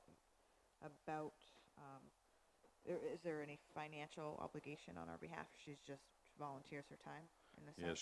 She's been the representative on the committee from the school committee for, I think, 1 other term? 2? Okay, 2 terms. Yeah. Okay. Thank you. Any other questions or comments? If not, all in favor? Opposed? All right, unanimous. Thank you. Agenda item number 14, to receive and approve the addition of Lewiston Middle School girls lacrosse team. Lewiston Middle School Director Chris Roy will present. Committee members, our middle school athletic director, Chris Roy, has brought to the district's attention a request from community members at Lewiston Middle School who have indicated interest in a girls lacrosse team with Title IX in mind and overwhelming support from athletes who are super excited about girls lacrosse. I asked Mr. Roy to share with the school committee his perspective. Thank you very much, Superintendent Finn and the Lewiston School Committee. At this time, as he mentioned, we would like to request a girls lacrosse team to be added at Lewiston Middle School. We would like to execute this program this spring. I've been approached by both parents and students throughout the fall sports season about getting this girls lacrosse team in place. Lewiston Middle School currently supports a boys lacrosse team that does allow girls to participate. However, the girls need to adhere to the boys' rules, which are different from the girls. At this time, there has only been 1 female participant since the start of the boys program. The team would play the same opponents as the boys. The high school offers a JV and varsity squad, and at the size of Lewiston Middle School, I strongly feel the need to add and support a girls lacrosse team. At the high school level, it has been very successful, And to bring this into even higher level, we would like the opportunity to involve more students from Lewiston Middle School into this feeder system. The Maine Principals Association philosophy of middle school athletics states, a wide variety of activities, both non-athletic and athletic, should be available to middle school students. As a rule, they should not interfere or distract from instructional time. The emphasis should be on creating a worthwhile and enjoyable experience for students while broadening their education in areas such as sportsmanship, leadership, citizenship, and participating in lifelong activities. Middle school level activities should help each student gain the knowledge and skills associated with activity for their enjoyment and benefit. With this being said, I've included a budget for you that I believe was included in the packets. And in the benefit and fairness of the girls lacrosse team at Lewiston Middle School, we would like to get this approved for this this upcoming spring. Thank you very much for your time today. If there's any questions, be glad to answer those right now. Thank you. Any questions or comments? Ms. Whitlow? Hi, how are you? Good, thank you. So, I mean, there's not one one board member on this that supports sports as much as I do, but during the budget process this past year, we denied a volleyball team for the high school because we didn't have it in the budget. So this concerns me very much, but I do understand the need for girls. We already have a boys, but I also see a need for boosters clubs to help support these. So until I see a boosters club formed, I can't support any additional sports teams at any of the schools. Ms. Roy? Following on that, so my son was part of getting the group where the boys lacrosse started. There was a process involved where it was, it's not a pay to play, but it's self-funded for the first 3 years, I think it is, and if it's a successful endeavor. So why are we skipping over that part? Or has it been happening? It doesn't sound like it. The boys lacrosse team was not put in place for 3 years. They fast-tracked it and got the budget put right into place. So the boys lacrosse team did not have a 3-year waiting period to get that done. And this is my first year here doing the athletic director piece, so I'm only going based on those facts. I have no more information about why that occurred. Sure about the fast track. I remember paying for buses as a parent, so maybe it was fast tracked after a year or something, but there should be a process in place, and I said the same thing with the volleyball, where there's enough support, there's enough students who want to play, there's enough parents who are going to help out. It's hard to do this outside of the budget, and I understand you want to do it for spring, and that's probably why you're asking now, but just like positions, asking for these kinds of things out of the budget cycle and then no process for doing it will just keep repeating this process. And I'm totally in support. I think lacrosse is an amazing sport, and I think that the girls should be having their own team if there's enough girls that want to play. So just to comment on the last part, we did do an interest survey. We did follow the protocol to do that. Within 24 hours, we had 38 girls come step forward to be interested or have interest in playing the sport. So the interest part is what's driving this right now. And the parents as well, parents, students, trying to keep equal opportunity for the girls to play the sport as the boys have right now. Ms. Parks? I decide. Okay. When does the season, when would the season start? So the season would be in April and May. So is there time between now and maybe January or February to see if there's any way to generate some financial support among the parents and the students, and then come back in either January or February and revisit this in time, so we can see if there's any funding, additional funding that can become available? You know where I'm going. Yeah. So for as it stands right now, I've gone through and looked at different funds that we have for different fundraisers that we've done for the athletic program over the last 2 years. We do have some money that would be able to support the girls lacrosse.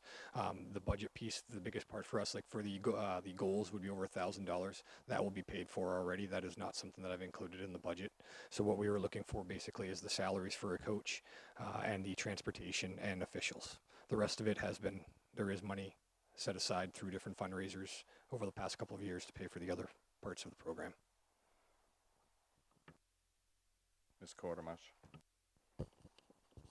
So is there a policy per se for the 3-year phase-in that Monique was alluding to? Is that a set thing, or is that, if there is, could you just describe what that process would look like? So there is a policy in place. I don't have the exact details. I'm learning it as we go as well. I'm going based on the reports that the boys team was put in after a year. And so the girls are asking the same thing at this point. But in terms of the exact district policy, I would not be able to give you that information correctly. So I'm going to refrain from doing that.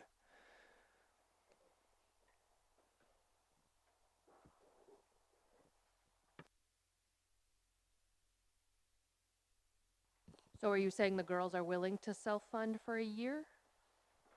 I don't know if they can do the whole piece, but they're willing to definitely raise some of the funds, yes. Okay, great, thank you. And I am in full support of this also, but again, the money becomes an issue. Any other questions or comments from committee members? So, you know, my same comment with the nursing position, these out-of-budget expenses, I think we just truly, as a district, need to frown upon. It's not, doesn't make good fiscal policy to do that type of stuff. Alicia? The policy we're looking for is policy JJIB, sponsorship and evaluation of athletic programs. And it does talk about resources may not be available to fund all sports in which students and the community have an interest. This is just a quick reading, obviously, but we have satisfied the part where the program would be consistent with the philosophy and policies of appropriate governing bodies such as the Maine Principals Association, but it does not mean that funding will be provided. So we don't have to just because there's interest is a quick read of this. If anyone else, you can pull it up if you have your laptop open. So did I miss, there is no 3-year policy or that you can see anyway on a quick search? All right.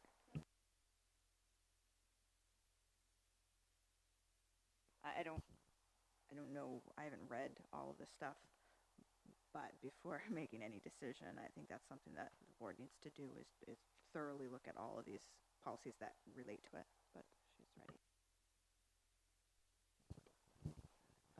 Following initial approval, new programs will be placed on a 3-year probationary status. Prior to the end of the probationary period, the superintendent must submit a report to approve, deny, or extend the probationary status of the program.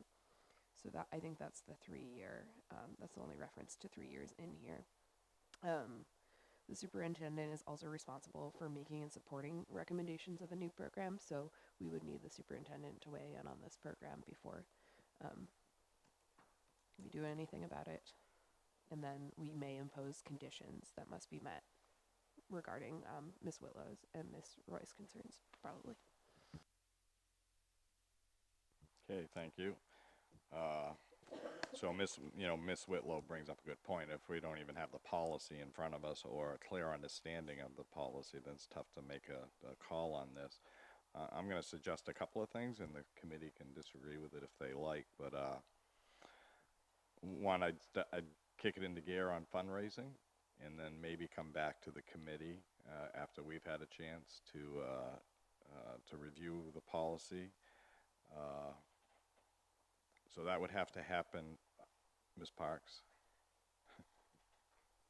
So it says in this policy that if the school committee has to sponsor it, but sponsorship does not mean that funding will be provided. And then it says sponsorship is required before any team can represent itself using the school name, raise funds, anything. So we would have to sponsor it, but not necessarily commit to any funding before they could do the fundraising, it sounds like to me. So endorse it, but not fund it. They can do the fundraising, and then they would have to come back to us to see if we would be funding it. That's my understanding. All right. Do you have thoughts? Absolutely. So we're Lewiston. We're blue collar. We hustle. Nothing's handed to us at all. We know that. That's how we roll. I would say this is that you've got 38 to 40 young ladies and some families who've expressed interest. And so let's be Lewiston. Let's not let anything be handed to us. Let's do what we need to do. You're talking about $125 a kid. That's fundraising. We have many, many opportunities to fundraise. I'll be willing to sit down and share with your team, with your parents, ideas that have helped us get some things off the ground before when we were startup programs at a brand new school. Everyone had to be self-supporting. There's lots of things that you could do. I do believe that you mentioned it's in the $5,000 range that you're looking at, Chris. Yes, that is correct. With the coach's salary and the uniforms and then the travel, like I said, we have some funds, but with the travel and the officials. So we create a plan, we make a set a goal, and then we hustle. And I think that once that's done, then we come forward and you end up having to do that. But if you want it bad enough, and I think that these girls want it bad enough, they'll be willing to do what it takes and to hustle so that when that snow melts, they earned it. They're out there, they've earned that, and they've had that opportunity to do that. I'm in full support of saying, listen, we'd consider it if you could self-fund. Okay, thank you. So could you read that again, Ms. Parks? Thank you. The school committee will approve for sponsorship only those teams that are consistent with philosophy and policies and with regulations established by the appropriate governing bodies, including the MPA. Sponsorship does not mean that funding will be provided in whole or in part through the school unit's budget. Sponsorship is required even for activities that may be funded in full by booster organizations. Sponsorship is required before any team may represent itself using the school name to be eligible for league play, tournament participation, or to be eligible for school athletic awards. In order to assess the sustainability of athletic activities, each ongoing activity will be evaluated on at least a 5-year cycle. Okay, very good. So I'll entertain a motion from the school committee to sponsor Lewiston Middle School girls lacrosse team so that we can at least afford them an effort to begin fundraising. Moved by Ms. Cordemas. Second. We're going to go back to, yeah. Seconded by Mr. Gagnon. Any other questions or comments? Ms. Roy. Definitely in favor of the sponsoring so that you can fundraise, and then perhaps you can put it into consideration for the budget so that even if you funded this first year, it would be on the table. We would understand how much it would cost in relation to the bigger picture of the athletics for the middle school. But I would encourage you to have a conversation with your principal about that for the budget cycle. Any other questions or comments from the committee? Ms. Willow? I'm still not in favor of sponsoring right now because I feel like I have to read all of the policies that regulate that. As far as what Ms. Parks read, it says there's other things that. Can you read that one more time? I do. The school committee will approve for sponsorship only those programs that are consistent with its philosophy and policies and with regulations established by the appropriate governing bodies, including the Maine Principals Association. Sponsorship does not mean that funding will be provided in whole or in part through the school unit's budget. Sponsorship is required even for activities that may be funded in full by booster organizations. Do you want me to keep going? No, I feel like there's something missing there, and maybe it's just because it's the first time that really a sports team has come forward. So maybe this is new for me, but I don't feel comfortable. I fully support this, by the way. I want you to be everyone to understand that, but I feel like I just need to read some things and understand the process fully before that. So that's all. Mr. Jensen? Sure. Yeah, I do understand Ms. Willow's concerns too. I mean, I don't know if we've ever, as a school board, sponsored a team before but not funded them, which is what we're doing. So it's a little different. And I understand we want to make sure all our ducks are in a row. Is that the phrase? Something like that. Yeah. Anyways, yeah, I just want to say I'm supportive of it as well. Hope that the next budget cycle a request comes through. Also, just Mr. Roy, it was a good request. It was very well written, very clear to me, like what you're asking. So I just wanted to commend you for that as well. Thank you. Any other questions or comments, Ms. Roy? I would add that if I didn't know what the sport was and that there were established guidelines, that I think because there's a boys team and they have explored the girls rules through the MPA, that's why I feel more comfortable with it. If it were something that was off the beaten path and there weren't established rules and the MPA hadn't approved that, it would be a little bit more concerning for me. I think that's why I feel more comfortable with it. Ms. Parks? One other thing in the policy, I wanted to point out that one of the responsibilities of the athletic director, number 3 on the list, is to ensure gender equity. And so I think that having a girls lacrosse team works towards ensuring gender equity. So I appreciate that. Thank you.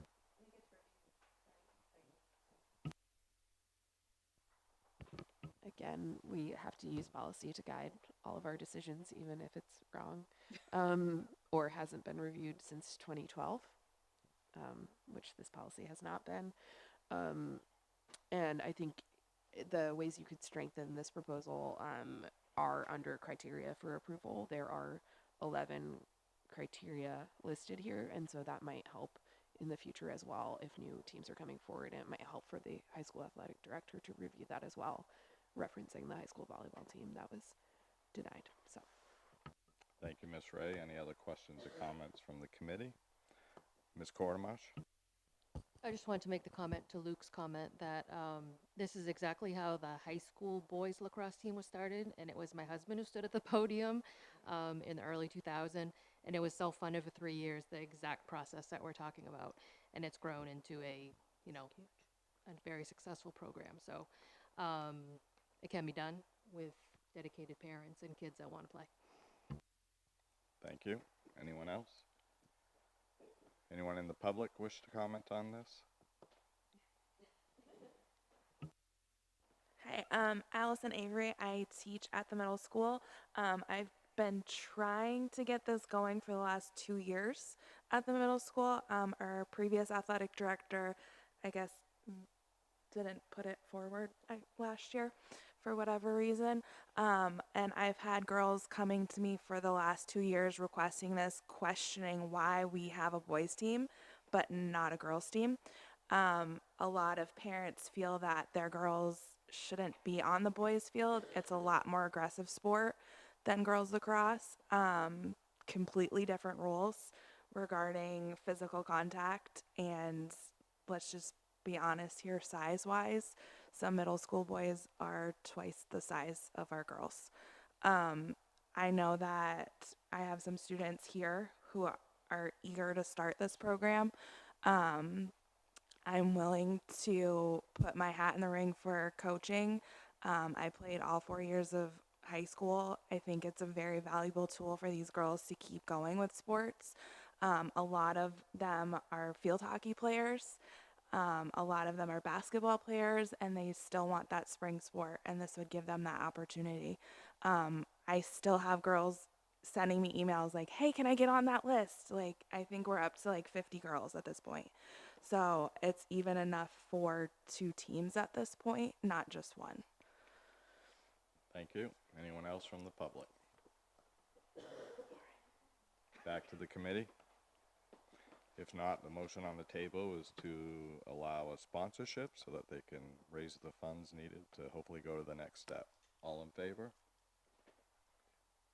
Opposed? Unanimous. Thank you, Ms. Whitlow. Thank you very much. Thank you. Sure. Yeah, I just wanted to ask, in all of your extra free time that you have, right? Will we be presented with any booster club type of things anytime this year? Yes, I will check back in with Mr. Finn later on at the beginning of 2020, and we will report to him what's going on. And if you would like, I'd be more than glad to come back here and let you know how our fundraising is going. Not just with this, but boosters in general for the middle school. Since you asked the question, we just purchased, the football team just raised that and purchased 40 new pairs of pants, 5 helmets, 10 shoulder pads, and the basketball team this Saturday raised over $500 in fundraising for their equipment as well. So we've raised over $1,000 in 2 months. That's fantastic, but having a boosters organized or an organized fundraising thing would be great. That's besides the point. That's another time. Thanks. I got my arm back, so thank you. Thank you for your presentation and bringing it to us. Lacrosse has a lot of great history from our Native Americans, some Canada, as well as all the way down to the East Coast. It's grown in popularity significantly over the past few decades, and it's still one of the fastest growing sports in high school. So I'd be surprised to see how it grows in the next 10 years nationwide. So thank you for bringing it to our district. Thank you. Thank you. Thank you. Okay, we're going to move on to agenda item number 15 to review and discuss the vice chair policy. Okay, Mr. Finn will set it up.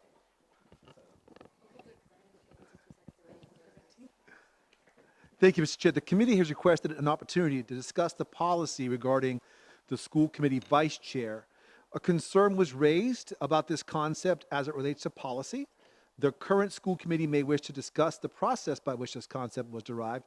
However, having been asked by Mr. Kerr to research the past minutes, it's noted that it was voted on by the school committee on January 14th, 2019, earlier this year, as shown in document 15, which is in your packet. This will provide guidance for the next school committee as new members create systems and structures moving forward. So that should explain that.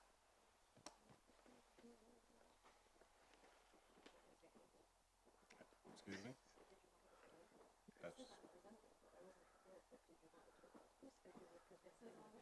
I don't know where that came from.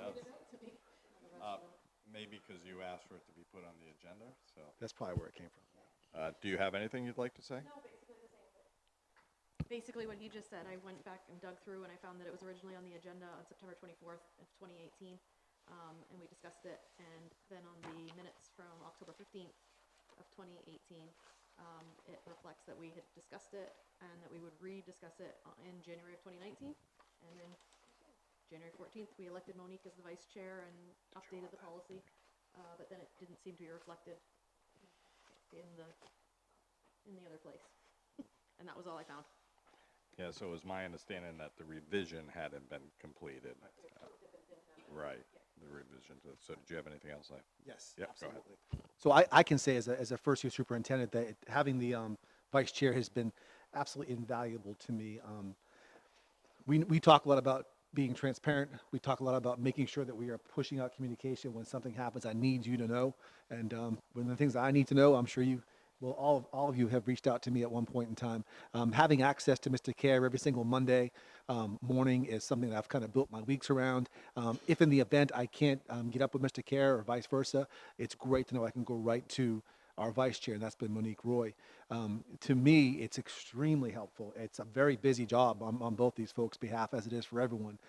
But not that I have an opportunity to weigh on this or not, but I think that we'll be a lot more successful by continuing our vice chair. So hopefully our new committee agrees. So I also, since becoming chair, I think the vice chair has been an asset to me, but I think it's just as importantly an asset to, every committee member. And in the event that the superintendent is not able to get a hold of me, which I think has happened at least once. If it's past 7 p.m. Yeah, okay. Well, I would say 8 p.m., but anyway.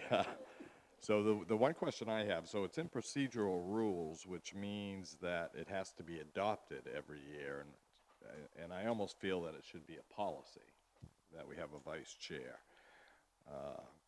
So is that, and that's possible, right, under the school committee section of the policy manual? Sure, you could make a policy for that if the committee wanted to do that. The concern, and I'll get right to you in a second, Alicia. So my concern is that it could change every time there's a new school committee, and I just think that's not good business. Oh, good point. Right. Ms. Ray? Section 12 on the second page notes the chairperson may annually appoint a parliamentarian and a vice chair to the school committee. So that's the part of policy that seems to be kind of at odds with. Yeah, that's procedural, No, not policy. this is policy. The second page is the policy. The procedural rules tell us that. There's two number 11s. There's two number 11s on here. What is happening here? Oh wait, this isn't policy? No, this is just the procedural. Dear Lord, there's nothing in policy. I was like, when did we vote on? No, this is procedure rules. So it would have to be enshrined in policy. There's nothing in state law that talks about vice chairs, but it talks about chairs.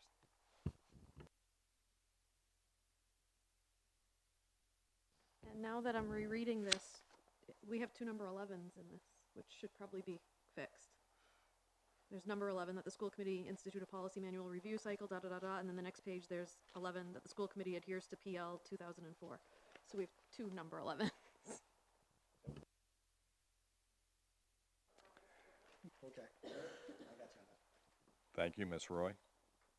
And being on the Maine School Board Association, I have been privy to hear from other committee chairs that they have vice chairs.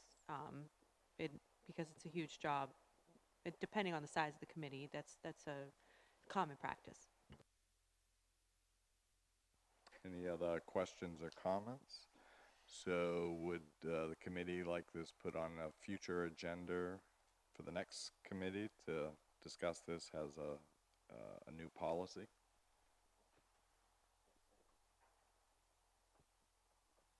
Is that a yes, or you have a, what? Okay. Go ahead. When we had originally discussed this September of 2018, we were provided information about 10 districts in Western Maine Superintendents Association all have vice chairs, and they are elected by their respective school boards.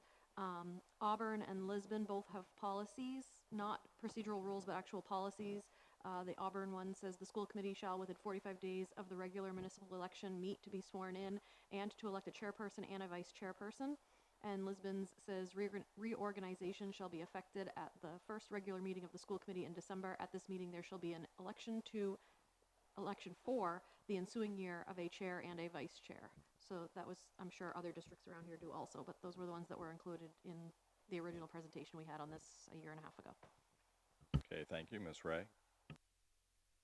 The policy that already exists is policy BDB, which is school committee officers. So that could just be amended to add in the vice chairperson as well as the parliamentarian. Parliamentarian is also not enshrined in our policy. It's just in procedural rules currently. So another consideration to add. Yep. All right. So either way, once the new committee begins in January, they'll adopt the procedural rules. So that will secure that position, and then I think the superintendent will get it on the agenda in the near future. Okay. All right. Any other questions or comments about this? Okay. Thank you. Agenda item number 16, to review and approve the new superintendent evaluation tool. Who's presenting? Oh, Ms. Roy. So you all got a copy of, really just a copy of the evaluation tool used by another district. Basically what I did was just remove that schedule that didn't conform to what we do here. But going through that rubric made sense. All of the different ways that they broke it out made sense to the way we operate here. So it really was mostly just transferring that to a document that you could work within. I really didn't get any feedback except a positive response. So I didn't change anything because everybody was pretty good with it. So that's that. Thank you for bringing that to us. That document came from Superintendent Finn. So do you have any thoughts on that? Just, oh. It was just delivered by me. Okay. Absolutely. My mentor, Dr. Katie Haas, is the one who they used out at Kennebunk for her. It's adopted from New York State. I like it because it's rigorous. I think it gives plenty of feedback, and as a reflective practitioner, I like to look at these things and always try to get better. So it's my job to get everyone else better, but the committees can help me get better as well. So I like the tool, and I love what Monique did with it. So I'm all for it. Okay, thank you. Although I think our standards would be low at the last evaluation tool that we used.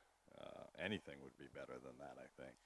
But with that said, I really like this tool. I thought it touched on a lot of great areas that I think are worthy of evaluation, and I think it would be a good goal-setting tool for any superintendent. And it even could be adopted by the superintendent for the next step down, you know, that type of tool. So with that said, I'll entertain a motion to approve the new superintendent evaluation tool.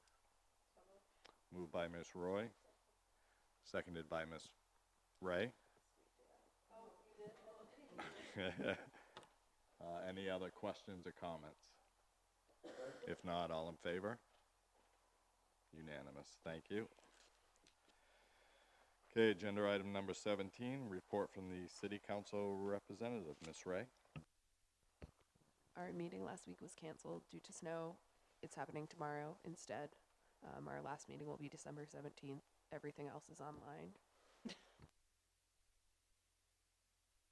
Thank you, Ms. Ray. That was very informative, and we understand you're not feeling well, so thank you. Agenda item number 18, which I've already done my report during the presentation. So, agenda item number 19, report from the school superintendent.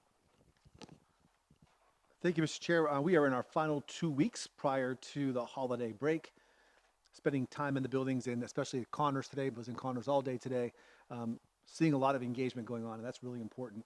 Or a lot of folks will sometimes put it neutral for a couple of weeks. We've asked our folks to front load their instructional time with building relationships and making their learning relevant for our students. So we're seeing a lot of that, which is great.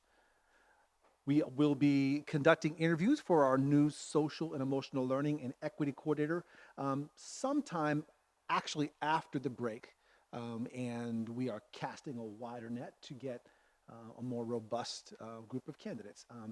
And Megan has agreed to help serve on that committee. So we're looking forward to that. Our mock trial team, as Fazla mentioned, performed very well in the state semis. Renee invited me down, so I was able to come down there on Saturday. I rocked a Bates sweatshirt, just saying. And I came in with that Bates sweatshirt, so people would think I was smart. Yep. So that being said, I will tell you that our kids blew me away. I thought they had that they had won it. They ended up coming short just by 1 point to a perennial state champion. And so we have a little rivalry going on, which is great. So we'll see what happens next year. And finally, tomorrow night is the holiday concert at Olin over at Bates. And I'll be looking forward to going to that. And so lots of great things happening in our district. It's a holiday concert. They're going to give me a solo for Silent Night. So that's what they tweeted it to me. So. You joking? No, they tweeted at me, so I will go. Oh, but you're not singing. If they ask me to, I've been compared to Michael Bublé and Whitney but Houston. But they haven't asked you, right? They did ask me, actually. Oh, they did? It's on Twitter, yes. Okay. Yeah, no, I'm not going on Twitter. It's addicting. Yeah, no. All right, thank you, Superintendent Finn. And agenda item number 20, school committee community announcements. Would there be any? Ms. Roy. So I'm just going to take airtime for a second to thank my departing members. I won't cry. I already did that earlier. I don't know why. This committee has just, I have the utmost respect for the way that you think things through, the questions that you ask, how much care you take into everything, the conversations that we've had, I will definitely miss because there's just so much care and concern behind each and every one of them. So it was an honor for me to serve my first term with you all. And I know you're doing great things still in the community, and I just wanted to thank you for everything. Thank you, Ms. Roy. Anyone else want to say really nice things about us? Okay, disregard. I tried. Any other community announcements? All right, thank you. Thank you, Ms. Roy. Agenda item number 21, future agenda items. Probably we shouldn't be throwing out too many of them. Yeah. Okay, yeah, that's a good call. All right, with that said, agenda item number 2, I'll entertain a motion to enter into an executive session to discuss a personnel matter in accordance with Section 1, Title 1, Section 405. Moved by Ms. Whitlow, seconded by Ms. Parks. All in favor? Unanimous. Thank you. Thank you, Allison.